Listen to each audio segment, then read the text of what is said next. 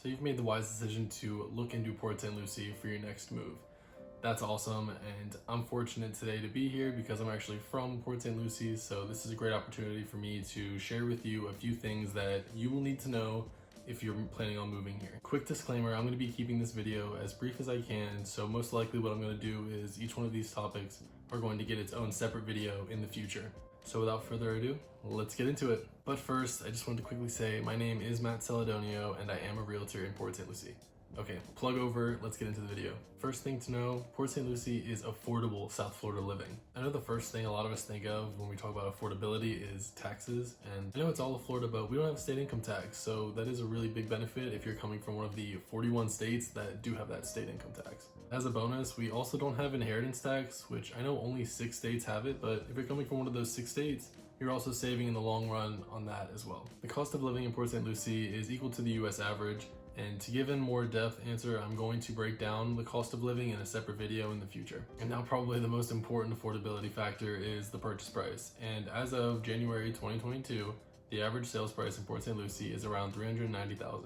And this is at least $100,000 lower than the county averages of Martin County, Palm Beach, Broward, and Miami-Dade. The second thing you should know about Port St. Lucie is that Port St. Lucie is very family and retirement oriented. I've looked at a few studies and they must calculate crime rate differently, but all of them have Port St. Lucie in the top 15 as safest cities in Florida, and they're the #1 city in that rankings that has a population over 100,000. And Port St. Lucie's population is over 200,000, so that's really saying something to be that big and still be that safe. I've lived here my entire life and I've done Uber Eats now for a couple years. Like, I like to drive around, listen to an audiobook, listen to a podcast at night. It's just how I take in the material. It's much easier for me to just take a drive and listen. So I am out almost every night doing Uber Eats and I haven't had any safety issues. My girlfriend also does Uber Eats at night and she's never had any issues. I'd say the closest call I ever had to not feeling safe in Port St. Lucie is like a month ago. An English bulldog chased me down the street when I was trying to put the food at the front door. And that was ironic for me because I have an amazing English bulldog and I can't believe I was chased down the street holding a to-go bag. Anyway, I've always felt safe here. You'll feel safe here. On to the next thing. The average age in Port St. Lucie is 43, which is 5 years older than the 38 US average. It's a pretty quiet city during the week. Most places in all of Port St. Lucie close by like 10 o'clock during the weekdays, with only a handful of late night bars on the weekends. Port St. Lucie has an above average school system. The St. Lucie County High Schools in 2021 had a graduation rate of 94%, which is higher than the 90% average of Florida. And after high school, there are actually options locally for college. We have Indian River State College and Kaiser University. Back to the retirement side of things, in Port St. Lucie we have over 20 55 or older communities, and then there's also a bunch of communities where the large demographic of the community is over 55 years old. The third thing you need to know about Port St. Lucie is that Port St. Lucie actually has things to do. I know we're a quiet city, but that doesn't just mean you have to sit at home all day. If you love golf, we've got 13 courses just in Port St. Lucie alone, varying from all different price points so that everyone can play. I personally worked at PGA over there in PGA Village in St. Lucie West, and I loved it. I love those courses. Those are 3 of the nicest courses you're going to see in this area, so I highly recommend checking them out. And for our baseball lovers, we've got the Mets. We get the St. Lucie Mets here over at the Clover Park, and we even get spring training every year, so we get a chance to see the big leaguers. I just remember going to Chipotle and I hear a guy behind me in line say he wanted triple steak, and I just remember looking at him and then, oh, that's Noah Syndergaard. Like, that's insane. It's so cool to actually like see a major league player in person in Port St. Lucie. So it's really cool. It's a good experience. You should definitely get out to some games. And even if you miss spring training, the minor league games are a lot of fun as well. I highly recommend Thursday night games. Those are the most packed. That's when they have the dollar beers, dollar hot dogs. It's just a lot of fun.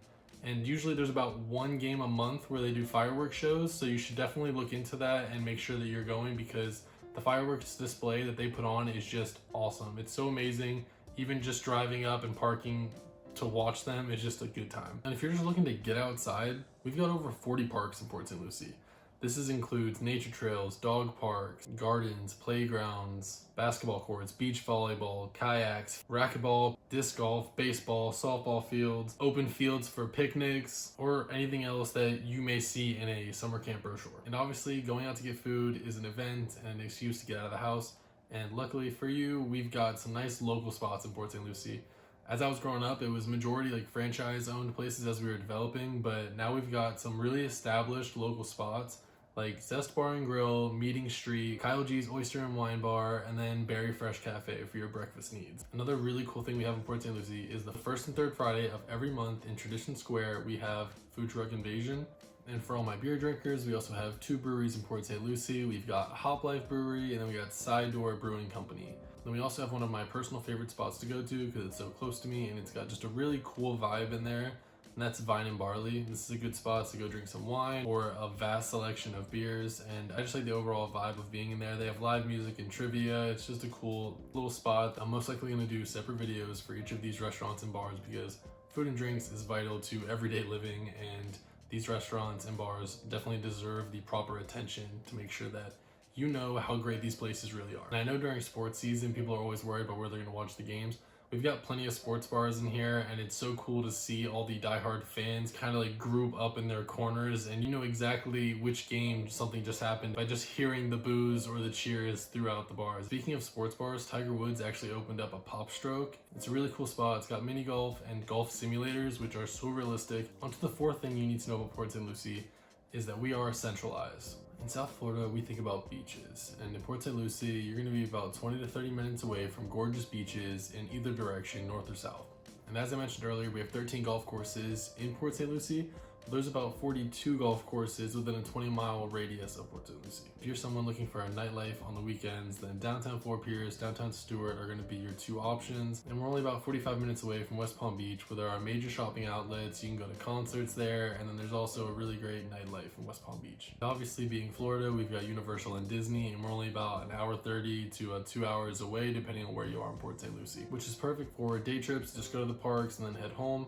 I personally will do day trips, go to Disney Springs so I can go see a Marvel movie, Disney movie, whatever the biggest movie is. I love seeing it in their Dolby Theater, and then I will walk around a little bit, get some food, grab a coffee, and then head on back to Port St. Lucie. We're also not that far from Miami and Tampa, so if you wanted to go to a Bucks game to see Brady, or a Dolphins game, or a Heat game, these are all really good options. And I even went to a Bucks game this past year. It's a playoff game. It did not go as well for the Eagles, but it was still a good experience, and being able to go to these stadiums is a nice luxury to have. Personally, I think I like the centralized benefit of Port St. Lucie so much because I like being able to go to the city and go do these things, but then I also like being able to come home to a nice quiet area and relax. And the fifth thing that you need to know about Port St. Lucie, whether it's a good thing or bad thing, you should know that Port St. Lucie is still growing and still developing, and it is nowhere near done. Port St. Lucie is the 7th largest city in Florida with just over 200,000 people. The population has more than doubled in the last 20 years. There are currently so many new developments and plans to add more homes and commercial buildings in Port St. Lucie. Just look at like Tradition all the way to Becker Road and west of Port St. Lucie. There's still so much land there, and you can already tell they're starting to put up more communities, put up more commercial buildings. They're really going to develop all of that vacant land that we still have in Port St. Lucie. And with all the developments and construction going on, they're projecting Port St. Lucie's population to go above 300,000 in the future. I know that's going to piss off a lot of locals, but it's just the sad reality. We still have so much land, there's so much space, and they're going to use all of it. Now, when I talk about a city developing and growing, the first thing you're going to think about is most likely traffic. And yes, during the busy hours, 8 to 9, and then lunch, and then everyone coming home from 5 to 6, yes, it's going to be busy. It is going to take you 30 minutes to get home. And all I can say is traffic is a part of life at this point.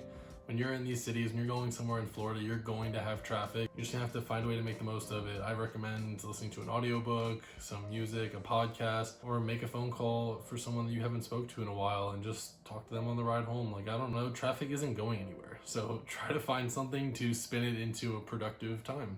That being said though, I do believe that the city is trying to plan to add more roads and to widen the current roads that we have, to add more lanes, because with this influx of people, it is going to get really bad, and I think that they're doing a decent job at being proactive and at least see it coming.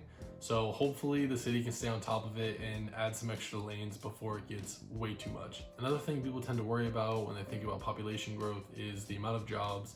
And I know that that's a worry, especially for people in my age bracket, but I just want to say that we've got big developments in the works in Port St. Lucie. Big companies are coming here and bringing jobs. We've got Amazon, Cheney Brothers, and FedEx all building warehouses on a 400-acre project that I'm gonna have to do a separate video talking about it, but we're going to get thousands of jobs to Port St. Lucie. And if you're someone that knows you're moving to Port St. Lucie and you'd like to talk with me, you can either call, text, email, or there's a link in the description where you can just fill out a form briefly telling me a little bit about your situation, and then we can schedule a meeting, whether it's face-to-face, Zoom, whatever, so that we can talk and meet and I can figure out how I can best serve you and help your move to Port St. Lucie. And lastly, I'm going to do more videos about Port St. Lucie and the Treasure Coast, so if you never want to miss another video, then please subscribe to this channel, and I hope you have a great rest of your day.